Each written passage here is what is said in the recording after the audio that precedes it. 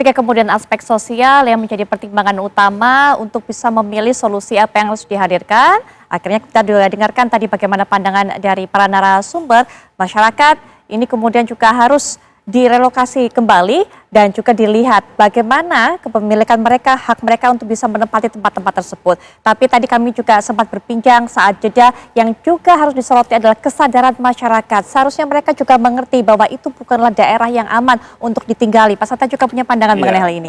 Jadi begini, kalau kita melihat flashback ya, riwayat daripada Pelumpang itu tahun 70-an. Ya, tahun 72, 74 itu beroperasi.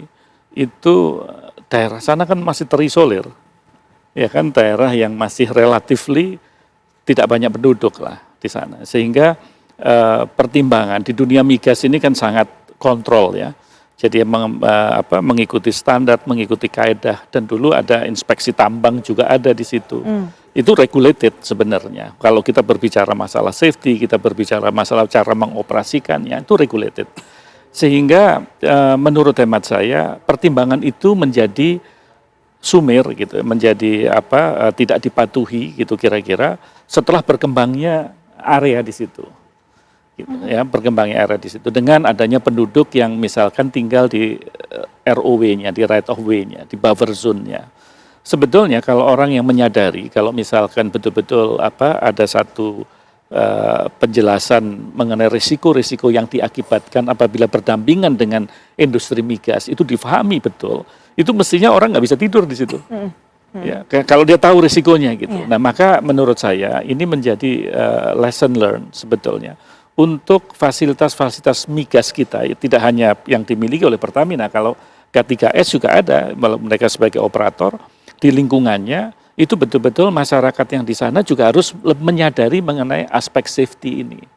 Nah, ini yang menurut saya bisa menjadi satu evaluasi bersama, sehingga bagi penduduk yang betul-betul tinggal, saya mengalami mempunyai pengalaman pipa di Pagerungan itu yang menuju ke Gresik ya, itu tertanam di bawah, tetapi di atasnya ada kantor notaris, ya, ada penduduk juga gitu. Tidak terjadi apa-apa sampai hari ini. Tapi bisa dibayangkan apabila ada kecelakaan karena satu dan lain hal, maka orang yang ada di atas itu bisa kayak apa? Ya, mungkin akan menjadi pengalaman yang buruk dalam hidupnya. Nah, ini yang menurut saya ada lesson learned di sini. Ya, kita tidak menyalahkan siapa, tetapi paling tidak kalau saya melihat sebagai saya mempunyai latar belakang sebagai praktisi migas, ini sebetulnya sudah didesain dengan baik, Pak. Sebetulnya kalau kita berbicara Pelumpang tahun 72, 74-an gitu. Nah, maka menurut saya kalaupun nanti direlokasi tidak cuma stop selesai di situ. Kalau masih ada fasilitas yang ada di sekitar daerah di daerah Pelumpang atau kawasan yang ada di sana, itu tentunya masyarakat perlu disadarkan betul gitu loh, bahwa ini Anda masuk di dalam zona yang dalam tanda petik tidak nyaman sebetulnya. Baik. Ya, bahkan ya di dalam, walaupun dia sudah di luar daripada buffer zone, udah di luar loh ini. Pendidikan rutin, penjelasan rutin kepada masyarakat itu menjadi mandatori. Ya, karena edukasi pada masyarakat yang sampai ini mungkin belum tersampaikan. Bayangkan sekarang ya, jangankan di sektor migas, Pak. Kalau kita tinggal di bandara, yang berdekatan dengan bandara, itu kan ada penjelasannya kepada masyarakat.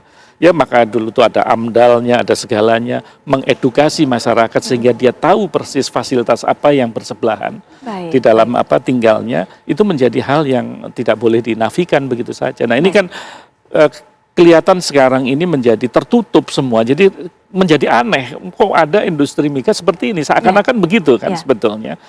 Maka menurut saya langkah terbaik apabila itu nanti memang direlokasi di tempat yang baru, aspek ini juga harus dipertimbangkan betul. Jadi AMDAL-nya dipertimbangkan betul, karena di dalam AMDAL itu ada konsultasi publik, ada public consultation, di mana di situ nanti juga akan dibayangkan gitu. Apabila di sana dibangun fasilitas seperti ini, kira-kira masyarakat di sana akan menjadi apa?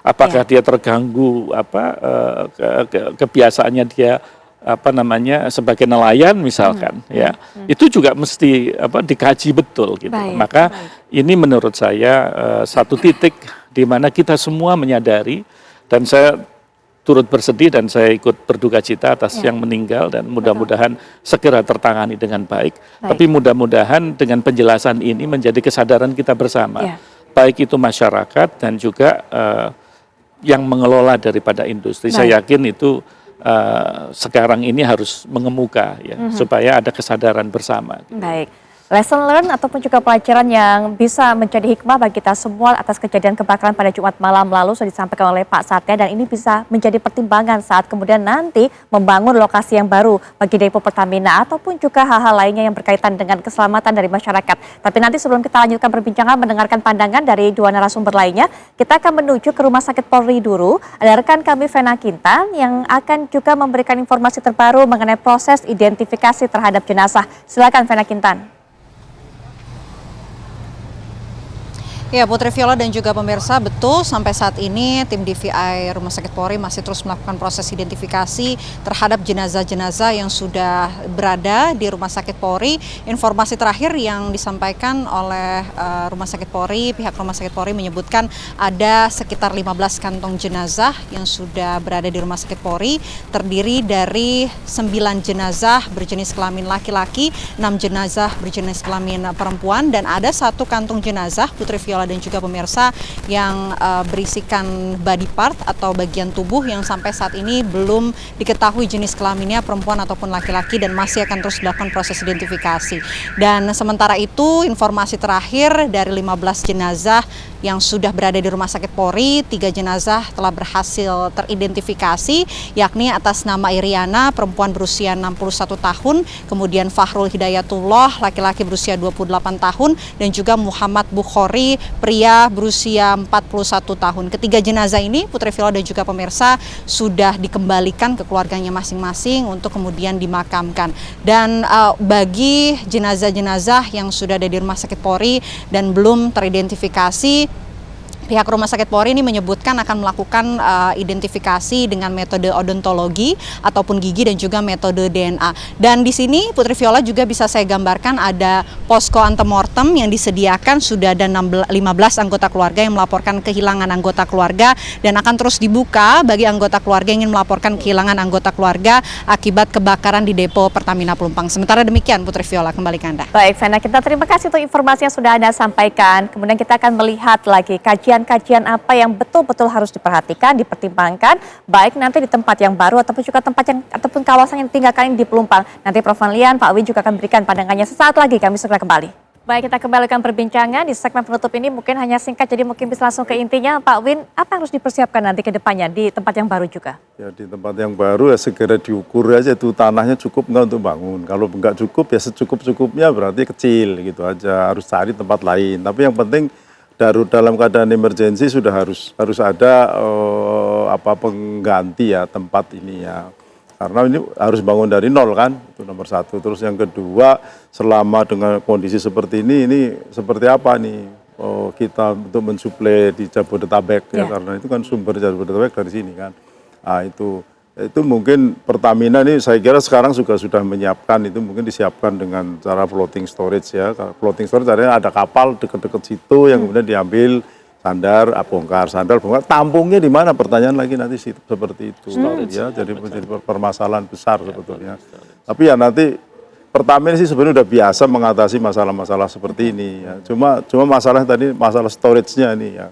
Dalam kondisi sekarang kan kita sudah cadangan per harinya sudah berkurang ya. Dulunya kita kan bisa sampai berapa 40 hari, udah 21 hari, sekarang mungkin di bawah lagi. Ya ini kan cadangan-cadangan lain bisa diambil bawa ke sini, mungkin sementara bisa mengatasi. Sampai kapan cuma gitu aja. Itu satu. Yang keduanya yang berikutnya lagi adalah tadi membangun itu bukan kayak bangun rumah PTN gitu kecil ya, enggak. Itu nanti Pak biar Profesor nanti yang menyampaikan aja gitu ya. Jadi intinya masih banyak PR yang harus dikerjakan.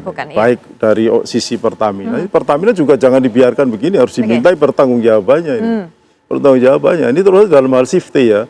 Pertamina memiliki safety management system yang sangat bagus. Saya bilang sangat bagus. Wah, dengan berbagai macam referensi itu ya, sampai dengan SNI itu ada semua terlaksana. Pelaksanaannya Pak ya, yang kurang Iya, Pak ya. cuma pelaksanaannya, implementasinya. Baik. Ya tahun 2018 bagus karena sempat memperoleh penghargaan ya, award itu. Tapi sekarang ini berarti melorotnya jauh. Baik. Itu. Baik, Saya Pak rasa itu harus diperbaiki juga di internal baik. Pertamina. Terakhir Prof, singkat Prof. Ya Putri, jadi dalam diskusi kita malam ini, yang pertama analisis saya, ini bukan saja disebut sebagai risiko nasional. Mungkin bisa sebagai dampaknya bencana nasional. Karena kita belajar bahwa kebakaran dampaknya luar biasa. Kenapa? Kebakaran horizontal. Dalam dunia fire safety, conflagration. Terjadi nih. Gedung tinggi sudah terjadi berapa kali toh? Di sini kita belajar yang sangat besar. Kedua, dalam konteks ini, maka perlu ada satu effort kebijakan yang perlu. Nah, untuk pemindahan perlu ada pemantapan kajian. Nah, kami mengusulkan dalam bentuk rencana induk sistem proteksi kebakaran. Artinya apa? Nggak cuma menyelesaikan yang lama dengan yang baru, tetapi secara komprehensif keseluruhan. Nah, rencana induk sudah ada kebijakannya. Nah, tinggal kita terapkan di sini. Baik. Jadi nanti Baik. daerah yang lama sama daerah yang baru. Baik. Bahkan kami usulkan melalui Kementerian Dalam Negeri, ini sudah lintas kementerian ini, bahwa mungkin ke depan mengusulkan kepada pemerintah ataupun Dewan Perwakilan Rakyat adanya undang-undang keselamatan terhadap kebakaran. Sehingga setiap daerah provinsi kita ini mampu nanti untuk mengantisipasi kebakaran. Demikian Putri. Baik, singkat saja juga mungkin Pak. Ya, saya melihat ini menjadi sangat diperlukan kita memiliki namanya cadangan penyangga energi. Oke. Kebetulan di Dewan Energi Nasional sekarang kita lagi merumuskan perpresnya, di mana cadangan penyangga energi ini baru kita rilis, ya, kalau di kemudian hari kita punya, apabila cadangan operasional sudah tidak bisa mengatasi. Karena ini kita tetap kebutuhan supply harus terjaga. Baik. Cadangan penyangga itu kita harus membangun storage yang tidak kita pakai apabila tidak ada kondisi krisis dan darurat. Nah, kita tidak punya hari ini. Oh, Dan baik. mudah-mudahan nanti ke depan, ya insya Allah apabila kita membutuhkan dana itu, perpresnya ada, mudah-mudahan itu bisa menjadi salah satu cara kita untuk menjamin supaya tidak terjadi krisis dan darurat. Baik. Di saat seperti sekarang. Di saat seperti ini, yang pasti apa yang kita alami kejadian Jumat malam kemarin, pelajarannya begitu berharga, pelajaran begitu besar, dan sekarang kita akan lihat bagaimana langkah untuk kedepannya. Terima kasih Pak Satya, Pak Win, terima kasih Prof. Malian, terima kasih sudah memberikan pandangan. Semoga diskusi kita malam hari ini juga menjadi pertimbangan ataupun juga masukan bagi pemerintah. Saya Putri Viola pamit, kami akan kembali esok di Apa Kabar Indonesia Malam. Selamat malam, sampai jumpa.